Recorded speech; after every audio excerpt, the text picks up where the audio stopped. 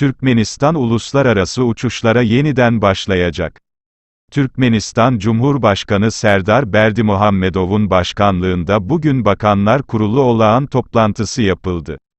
Vatan basın toplantısında belirtildiği üzere Türkmenistan Cumhurbaşkanı, dünyada koronavirüs enfeksiyonuyla ilgili durumun normale döndüğünü ve birçok ülkede uluslararası seyahat için yer olduğunu kaydetti.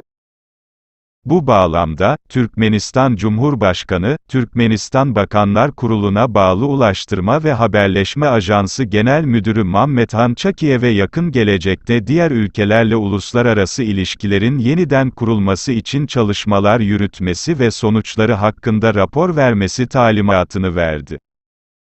Bilindiği gibi Türkmenistan, koronavirüs enfeksiyonu ile ilgili vakaları analiz ederek kademeli olarak dış hat uçuşlarına başlıyor.